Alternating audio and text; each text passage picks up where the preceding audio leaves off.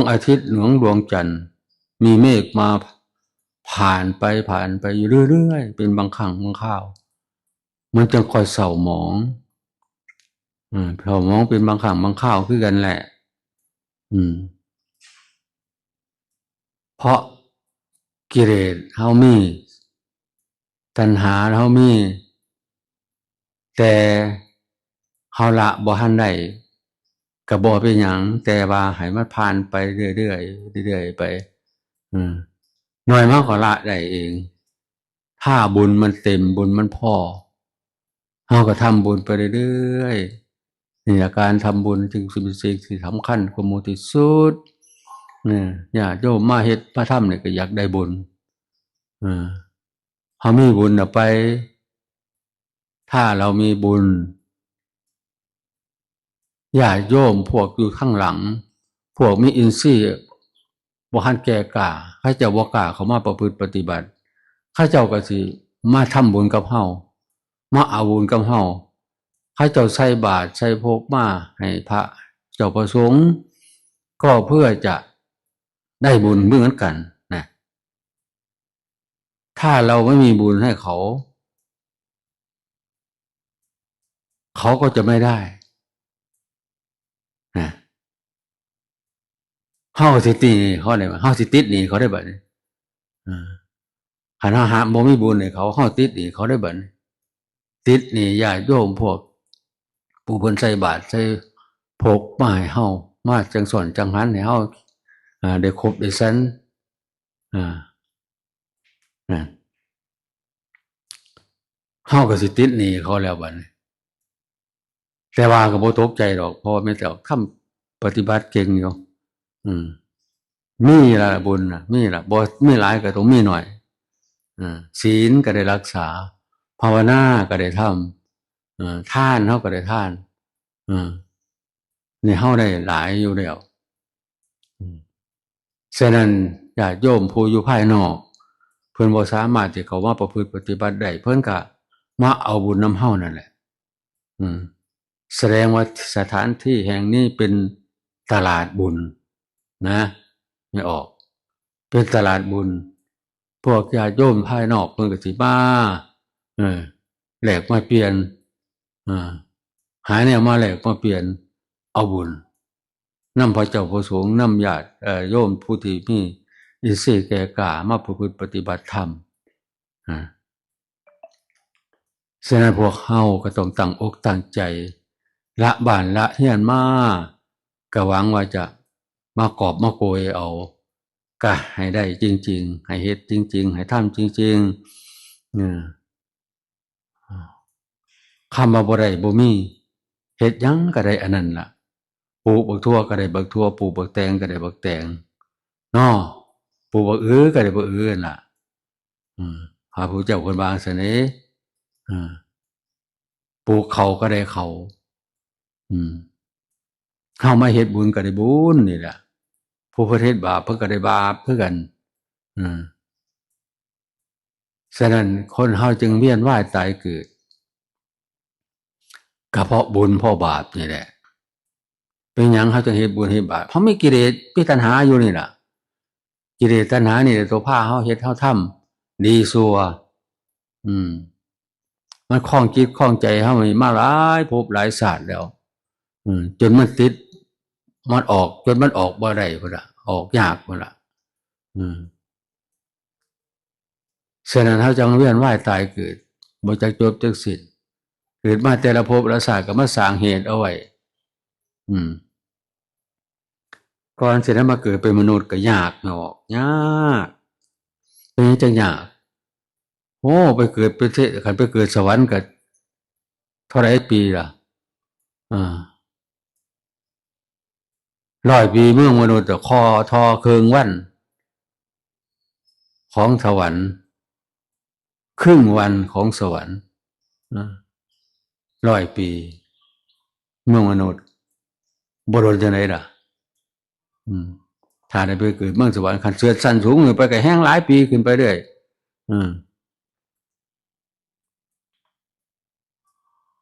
เวลามันต่างกันจังซั่นถ้าตกนรกก็คือกันโดนนรกก็หลาย กระโดดด้วยกันเพราะว่ามันเวลามันต่างกันกับเมืองมนุษย์เนี่ยเวลาหน่อยที่สุดเวลาหน่อยกว่าโมที่สุด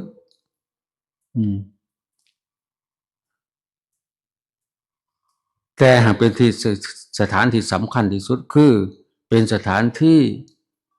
สร้างบุญสร้างบาปสร้างเหตุสร้างปัจจัยเอาไว้บาปบุญบาปนี่แหละเป็นเหตุเป็นปัจจัยให้เข้าไปเกิดเพื่อไปจะเกิดจะไปรับผล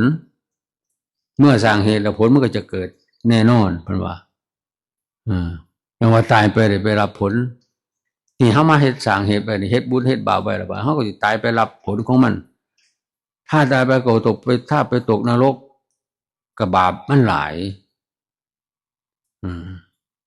บาปหลายไปตกนรกก่อนจะไปขึ้นสวรรค์ที่หลังถ้าบาปหน่อยบุญหลายก็สิไปขึ้นสวรรค์ก่อนตกนรกเป็นหยังเป็นจังซั่นเวลาเฮาตายเฮาก็สิคันมีเป็นผู้มีบุญก็สิคิดเห็นถึงแต่บุญเจ้าของหรือบาปมันหน่อยเฮาก็สิบ่ได้ทรมานหลายก็สิบ่ทุกข์หลายก็สินึกถึงบุญถึงคุณเจ้าของเฮ็ดทำของทำไว้ก็สิได้ไปสวรรค์ถ้าเฮ็ดบาปไว้หลายนี่มันสิบ่คิดถึงบุญเด้มันสิคิดถึงแต่บาปมันทรมานหลายเด้ฉะนั้นจังไปตกนรกก่อน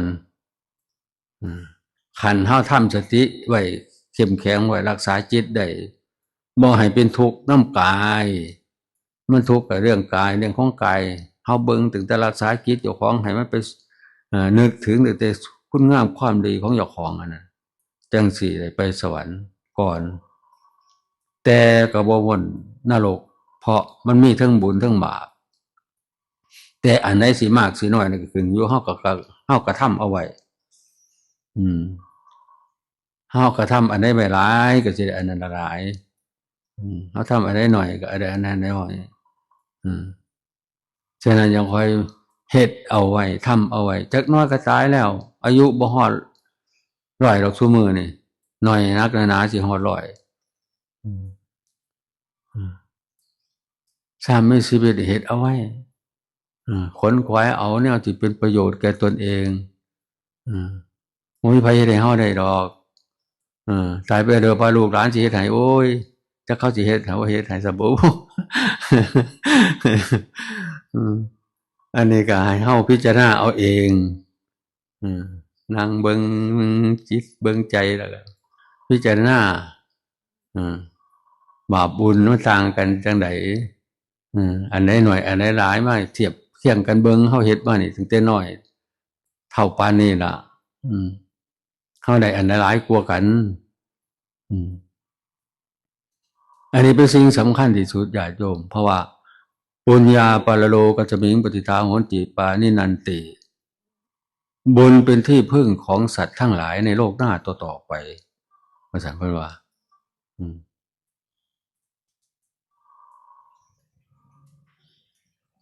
บ่แม่นว่าแล้วเด้ตายไปขึ้นสวรรค์ตกนรก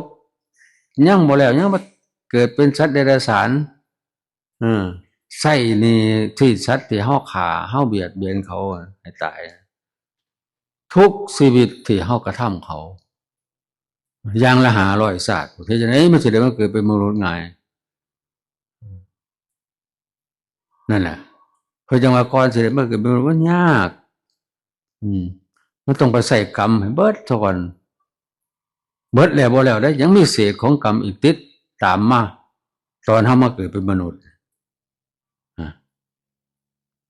เศษกรรมดีกรรมชั่วยังมีอีกอยู่มันบ่เบิดว่าไปใส่เบิดแล้วมันบ่เบิดอยู่นะมันยังมีเศษกรรมอยู่เพื่อจะให้เฮาได้มารับตอนเฮามาเกิดเป็นมนุษย์ได้อีก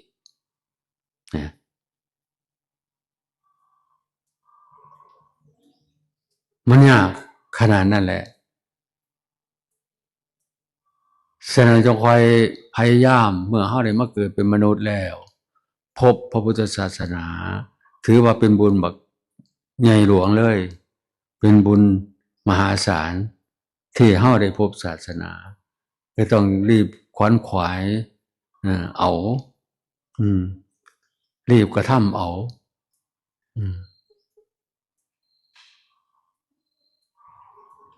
พากันเฮ็ดเอาเองนี้ให้มันใจเจ้าของว่าเฮาสิได้ไปสวรรค์แน่นอนพุ่นน่ะให้เฮาเชื่อมันเจ้าของปานนั้นแหละครูบ่ตกนรกละว่าซั่นพุ่นล่ะดีที่สุดเลยล่ะถ้ามันใจเจ้าของปานนั้นตกนรกนี่โอ้ทุกข์หลายไม่ออกเลยทุกข์หลายพระพุทธเจ้าเพิ่นจึงศาสตร์เพิ่นเป็นเตไม่ใบเพิ่นจำศาสตร์ได้ว่าเพิ่นตกนรกทุกข์หลายตกนรกย้อนเป็นราชาเป็นกษัตริย์นี่ล่ะตัดสินผิดสมัยก่อนมันเป็นเพราะราชาเป็นผู้ตัดสินเองเป็นศาลเป็นผู้พิพากษาเองบ่คือสมมุตินี่สมมุติมีเขาตั้งกฎหมายขึ้นมาแต่ก่อนนี่พระเจ้าแผ่นดินเป็นกฎหมายผู้เดียวเลยว่าคำใดก็คำนั้นโลด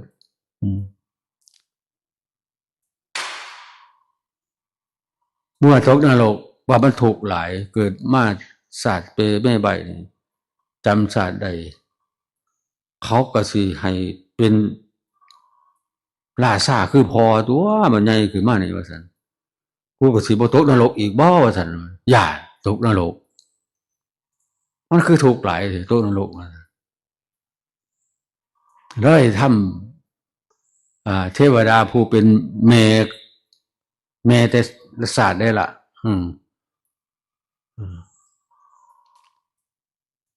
จังว่าบ่เคยเป็นพ่อเป็นแม่กันบ่มีพวกแต่เฮาบ่เคยเป็นพี่เป็นน้องกันก็บ่มีบ่เคยเป็นพ่อเป็นแม่ก็บ่มีเพิ่นว่าการหมุนเวียนว่ายตายเกิดมันสิสารพัดสับเปลี่ยนอยู่จังซั่น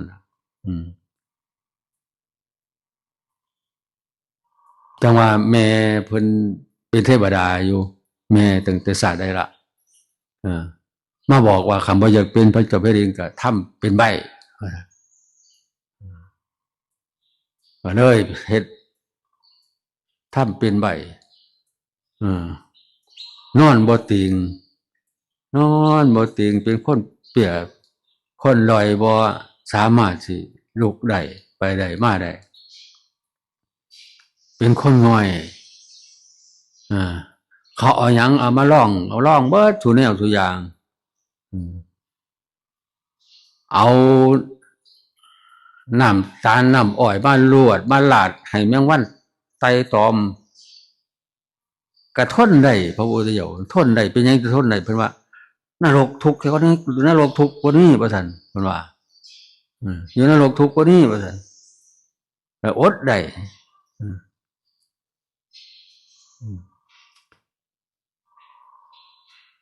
สีทำทาเอาสั่งเอามา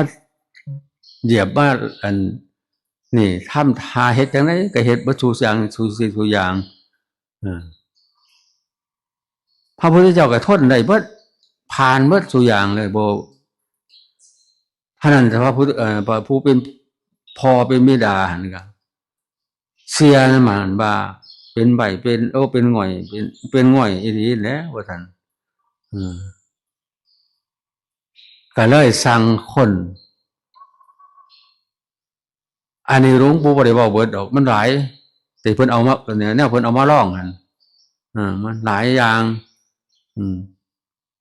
จังเชื่อว่าเป็นง่อยอีหลีก็เลยสั่งพวกอามาตย์พวกอันนี้ไปสั่งเพชฌฆาตเอาไปฝังเอาไปประหารทั้งฝังทั้งเป็นพุ่นล่ะนั่นปานนั้นน่ะผู้พ่อนี่อยากให้เป็นกษัตริย์แทนเสียใจหลายร้องเนี่ยได้ก็ร้องเบิดแล้วเบิดปัญญาก็เลยสั่งเอาไปฝังทั้งเป็นเลย ไปเห็นจังได๋พระพุทธเจ้าก็บ่ได้สนใจแล้วเขาสิใช้รถไปนอกเมืองไปขุดขุม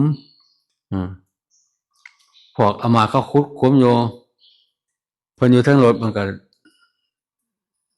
คิดสิยืดกายออกกำลังกายจังหน่อยหนึงว่ามันสิมีพลังขึ้นมาบ่ซั่นเพิ่นว่าเพราะว่าเฮ็ดให้มันง่อยมันเฮ็ดมันอ่อนมันเพลียดิโดนแล้วก็เลยลุกออกจาก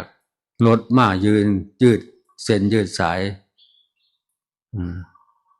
จับรถนี่ยกแกงมือเดียวเบิ่งมันสิได้บ่ซั่นคนมีบุญมีกำลังหลายเด้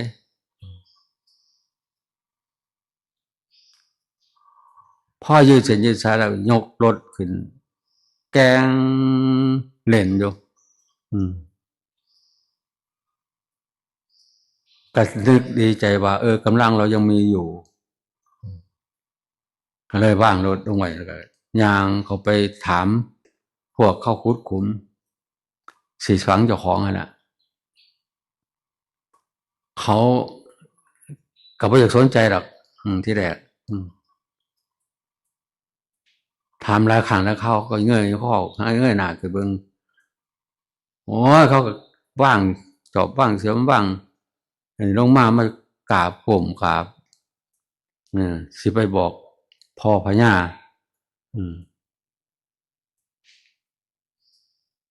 ว่าเท้าเตเมใบบ่แม่นคนใบแล้วว่าซั่นนี่ก็เลยบอกว่าบ่ต้องไปดอกไปบอกก็ไปบอกว่า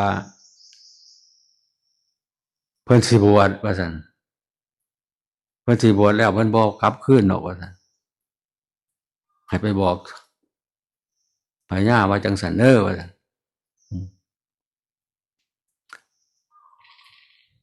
ไปเขาก็ไปบอก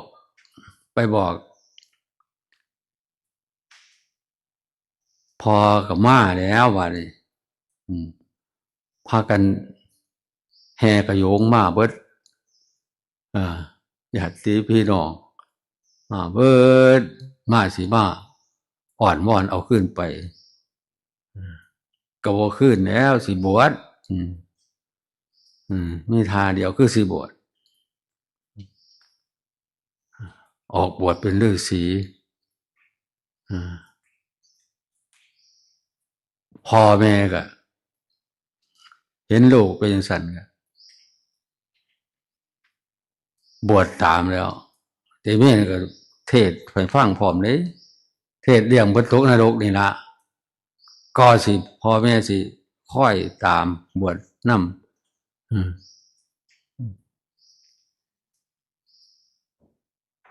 มันเป็นจังซั่นเรื่องมันน่ะพวกเฮาเคยตกอยู่นรกแต่เฮาจำบ่ได้ว่ามันถูกส่ำใด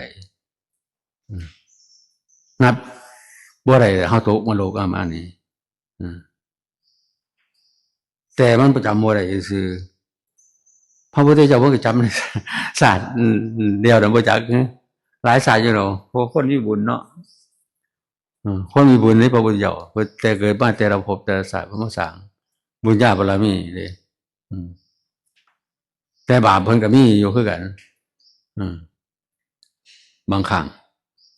แต่บุญหลายบุญมันหลายเพิ่นสร้างบารมีเพื่อจะเป็นพระพุทธเจ้านี่คือหมายความว่ามันก็ต้องเต็มเหมือนกันเต็มมองเต็มอยู่ใส่บารมี30ทัศนั่นน่ะเต็ม30ทัศฐานะปรมีฐานะอุปปารมีฐานะปรมัตถปารมีท่านก็มี3ประการ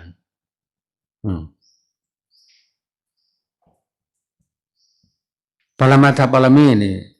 ท่านของที่เขาแพงที่สุดท่านอวัยวะของเจ้าของได้ท่านลูกได้ท่านเมียได้นั่นอันนี้จะไม่ปรมัตถปารมี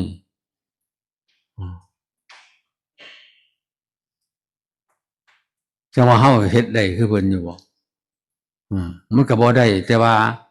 พอได้แต่ว่าก็ให้มันได้10ทัศนี่มันก็ดีเด้อเด้บ่ถึง30เฮาก็ได้10ทัศนี่ก็ถือโอ้ประเสริฐแล้วทานปรมีศีลปรมีเนกขัมมะปรมีปัญญาปรมีขันโว้ขันมันได้อย่างละ10ละ10อีกอะพออยู่พอสมควรอยู่เฮาบ่ได้ปรารถนาเป็นพระพุทธเจ้าเด้เฮาเพียงแต่ว่าอาศัยพระพุทธเจ้าอาศัยธรรมพระพุทธเจ้าต่อไปศาสตร์ต่อไปอันนี้ก็ให้เฮาขวัญขวายเอาญาติโยมบ่มีไผเฮ็ดให้กันได้ดอกบุญนะเฮาเฮ็ดเอาเองนี่ล่ะคือญาติโยมมาจังซี่มาเฮ็ดเอาจังซี่ล่ะแน่มั่นใจเจ้าของนี่อันนี้มาเฮ็ดจังซี่มั่นใจมั่นใจได้แน่นอนจังว่าสมควรที่หลวงปู่ได้เห็นมาเห็นนี่ผมก็ดีใจนำก็เป็นบุญพวกเฮานั่นล่ะได้มาร่วมกันเป็นกลุ่มเป็นก่อนเพิ่นว่ามันสิขอนเขา3โฮมโพธิ์ศรีนั่นเดี๋ยวนี้ยังหลายโฮมอยู่มันยังหลายโฮมอยู่เดี๋ยวนี้มันขอนเขาก็ไม่ใช่อยู่3โฮมโพธิ์ศรีเท่านั้นเดี๋ยวนี้มันยังหลายโฮมอยู่หลวงปู่ไปเห็นหลายหม่องอยู่เต็มไม่ออกมาฟังธรรมมาปฏิบัติธรรมนำครูบาอาจารย์เพิ่นจัดงานปฏิบัติธรรมงานปฏิบัติกรรมไปแต่ละบ่องไม่ออกก็มาร่วมหลายอยู่แสดงว่ายังหลายโฮมอยู่ยังหลายโฮมอยู่ยังบ่คันขอนคักปานไหนเนาะยังบ่คันขอนคักปานไหนอันนี้ขอฝากเอาไว้ท้ายนี้ขอบุญกุศลใดที่ญาติโยมได้กระทำมาในอดีตจนถึงปัจจุบันขอบุญนั้นจงมาร่วมกันเป็นตบะเป็นเดชะเป็นทวารปัจจัยเป็นอุปนิสัยตามทรงให้ญาติโยมมีความสุขความเจริญปรารถนาสิ่งใดสอบประกอบโดยธรรมพันธุเสริฐเป็นตัวประการโดยกันทุกท่านทุกคนเทอญ